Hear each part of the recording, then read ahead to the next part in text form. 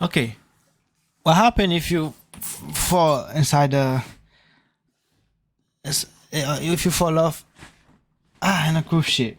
Cause when I was in a cruise, there was a guy that fell. Not in my boat though. It was in the carnival, and then he spent how many? 19 hours or 20 hours in the water, and then minute later they pick him up. The Coast Guard pick him up, and then the Coast Guard said if he was staying for too long, he would die. But I think he was drunk and he fell off in the water,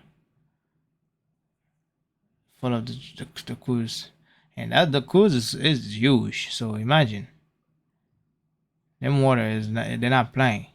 I remember I was inside a cruise. I looked the windows. The storm at night is unbelievable, but God saved his life, and then I'm so proud of him that he's still alive, cause it's not your time yet, buddy. So next time when you go into the cruise, don't stay next to they call it. Don't stay close to it. Don't look out all the way down. That shit gonna make your head spin. But anyway, let's get into it, man. Despite all the safety features in place on modern ships, we still hear reports of people falling overboard. Most commonly from ferries and cruise ships, I guess because there are more people on them, but it does happen on cargo ships too. Of course, the priority is always to get the casualty back, but that's easier said than done. Before even considering a rescue, you first need to know that a person has fallen overboard. Some ships have sensors, but normally the fastest way is if a witness either sees or hears them fall. In your pre-departure safety briefing, you'll be told the textbook response: throw a life ring, keep pointing at the person in the water, shout "man overboard" and get someone to call the ship's bridge.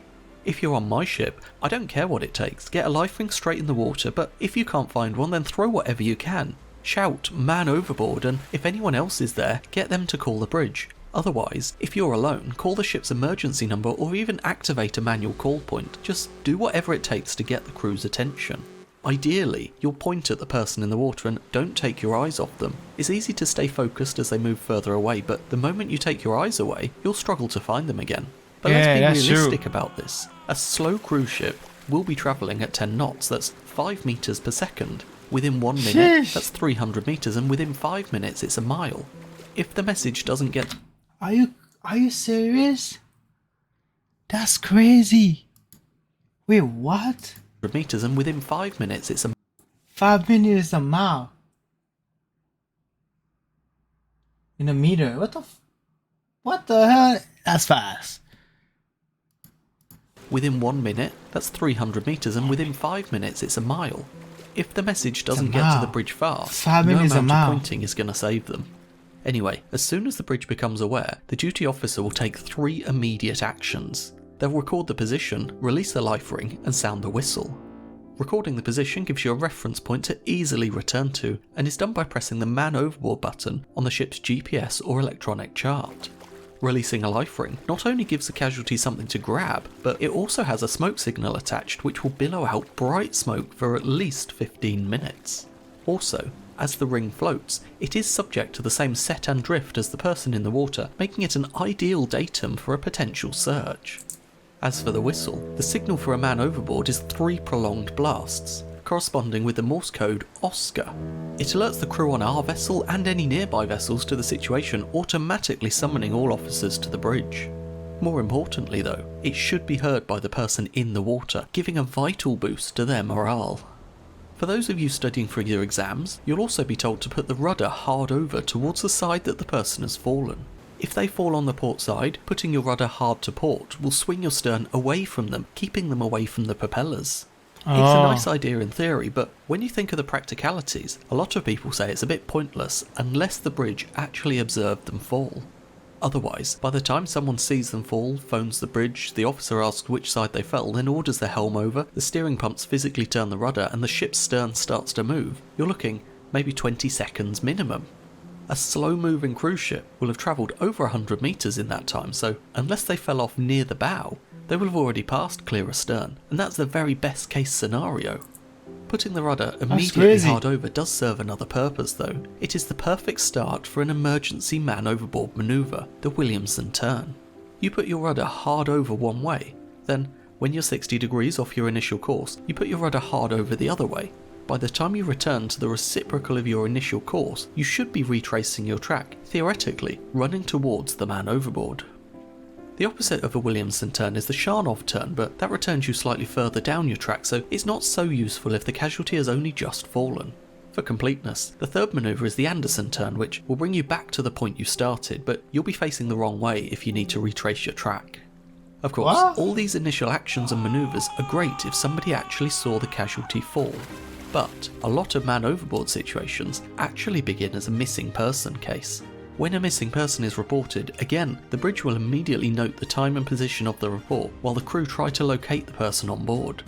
If they're not found, you do your best to estimate what time they might have fallen using witnesses, CCTV or other clues.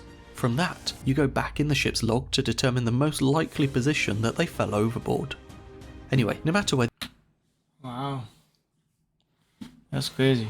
That's crazy. you saw them fall or you calculated the most likely position, you now have a place to start searching. Ideally, you'll just spot the casualty and bring them back on board using the ship's rescue boat, but it's rarely that simple. Usually, you'll end up having to search before you can rescue. Now, we can't cover everything in this video, but we can look at some of the basic search patterns that a ship might use.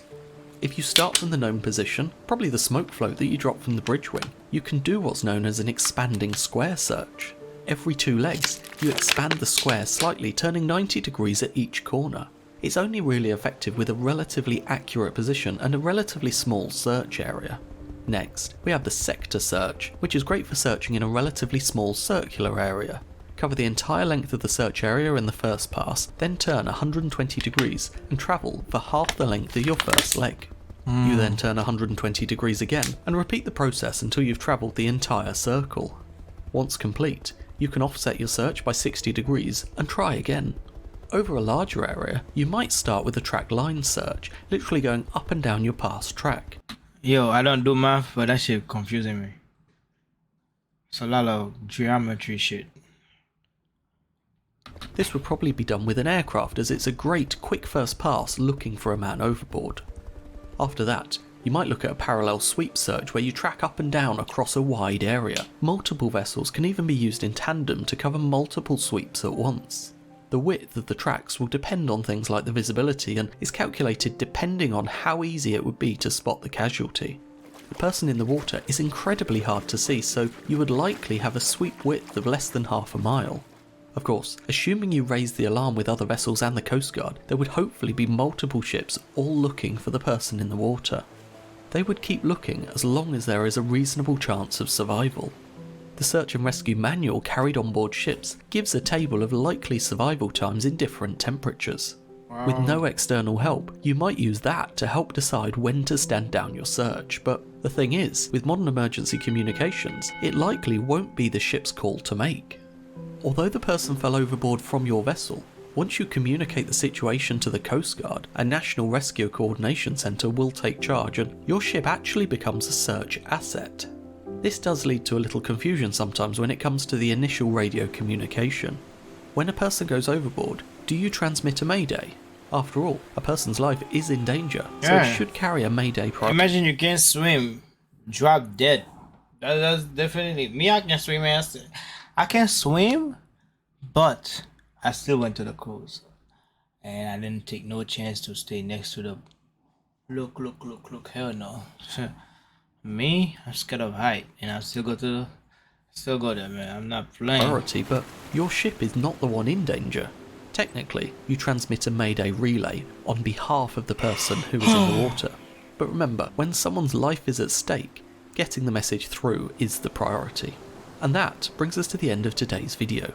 Thank you so much for watching, and goodbye. That's crazy. That's crazy.